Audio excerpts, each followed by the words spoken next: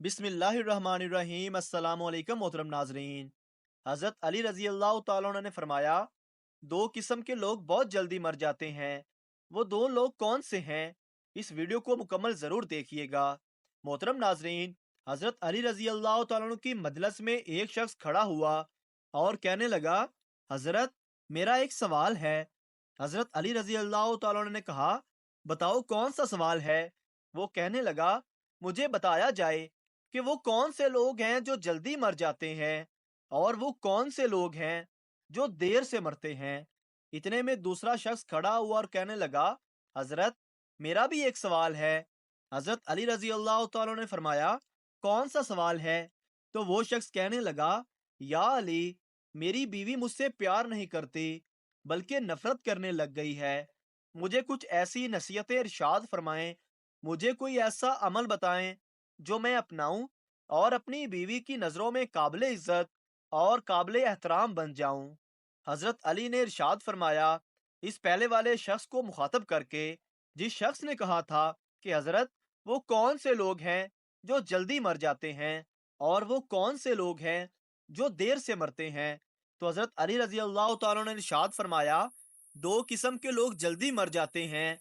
पहला वो लोग जो गुस्सा करते हैं। हजरत अली ने इरशाद फरमाया, जो लोग गुस्सा करते हैं, गुस्सा करने वाले दिगर लोगों की निस्बत जल्दी मर जाते हैं। गुस्सा करने वाले, जो कि हमारे मुआशरे में ये बीमारी बहुत ज्यादा फैली है।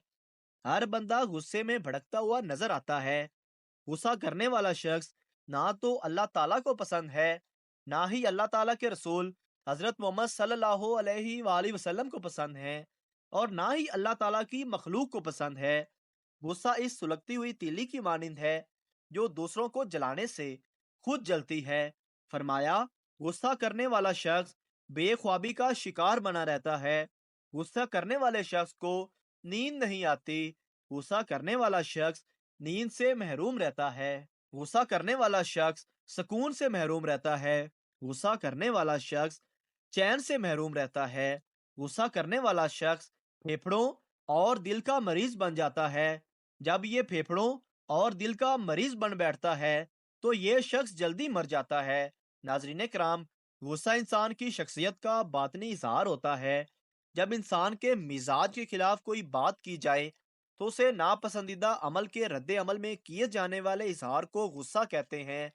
गुस्सा इंसानी फितरत का लाजमी जुज्व है, लेकिन अगर ये खास हद से तजावुज करके इंसान को अंदरूनी और बैरूनी तौर पर मसाइब में मुब्तला कर दे तो किसी मुस्तनद माहिर नफ्सियात के मशवरे से इसका तदारक जरूरी है, वरना ये डिप्रेशन जैसे अमराज का मौजू बन जाता है।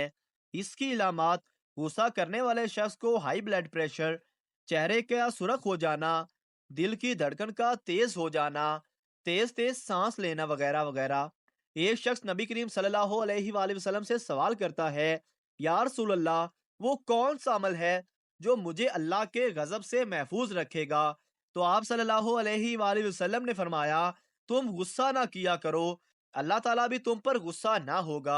नौजवानों, अगर लंबी उम्र चाहते हो तो गुस्सा करना छोड़ दो। दूसरा शख्स, वो जो हर वक्त, हर घड़ी, हर लम्हे अपनी नजरें इधर उधर फेरता रहता है, वो शख्स भी जल्दी मर जाता है। जो शख्स दुनियावी लज्जतों के पीछे भागता रहता है, जो बंदा दुनियावी ख्वाहिशात के पीछे भागता है, मौत उसके पीछे भागती है। जो बंदा दुनियावी लज्जतों का पीछा करता है और मौत उसका पीछा करती है। दौड़ते दौड़ते ये शख्स जैसे ही दुनियावी लज्जतों के करीब जाता है, नफसानी ख्वाहिशात के करीब जाता है, जैसे ही लज्जतों को छूने की कोशिश करता है, लज्जत हासिल करने की कोशिश करता है, तो यही लज्जत इस बंदे को पकड़कर मौत के मुंह में ले जाती है। लिहाजा इस तरह के लोग भी जल्दी ही मर जाते हैं।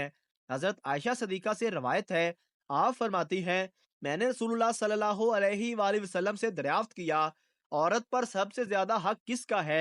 हजूर सल्लल्लाहु अलैहि वसल्लम ने इरशाद फरमाया, उसके शोहर का। फिर मैंने अर्ज किया, मर्द पर सबसे ज्यादा हक किसका है?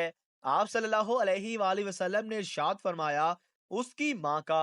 एक सहाबिया ने जब खावंद के हकूक के बारे में सवाल किया तो आप सल्लल्लाहु अलैहि वसल्लम ने फरमाया, आदमी का इसकी बीवी पर हक ये है कि अगर इसके बदन पर कोई जख्म हो और वो उसे चाट ले तो वो भी उसका हक अदा नहीं कर सकती।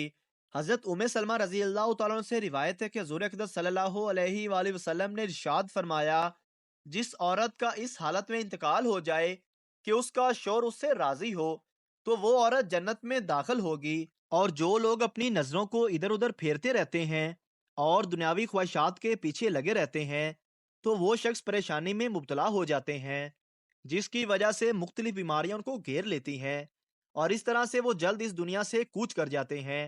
اور اس کے برعکس وہ لوگ جو نظروں کو جھکا کر چلتے ہیں، اللہ کی دی ہوئی نعمتوں کا شکر ادا کرتے رہتے ہیں اور نفسانی خواہشات کے پیچھے نہیں بھاگتے، ان کی زندگی پرسکون ہوتی ہے، اور ایسے لوگ زیادہ دیر تک زندہ رہتے ہیں۔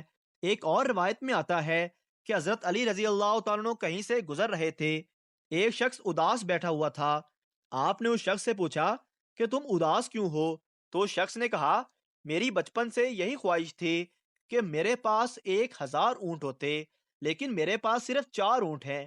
تو حضرت علی نے اس سے سوال کیا، جب تمہارے پاس ایک چیز موجود نہ ہو تو تم وہ چیز کیسے کسی کو دے سکتے ہو؟ تو اس نے کہا، اے علی، میں وہ چیز کیسے دے سکتا ہوں جو کہ میرے پاس موجود ہی نہیں؟ تو اس سے حضرت علی نے فرمایا، تم یہ کیسے خیال کر سکتے ہو؟ اگر تمہارے پاس 1000 اونٹ ہوں گے تمہیں سکون اور خوشی نصیب ہوگا، حالانکہ بہت سے ایسے لوگ ہیں جن کے پاس ہزاروں اونٹ ہیں لیکن وہ پریشان حال ہیں، ان کی زندگی میں سکون نہیں ہے۔ اگر تمہیں 1000 اونٹ بھی مل جائے تم مزید کی خواہش کرنے لگو، اسی لیے بے جا خواہشات کے پیچھے بھاگنے کے بجائے اللہ کی دی ہوئی نعمتوں کا شکر ادا کرو، تمہاری زندگی میں سکون آ جائے گا۔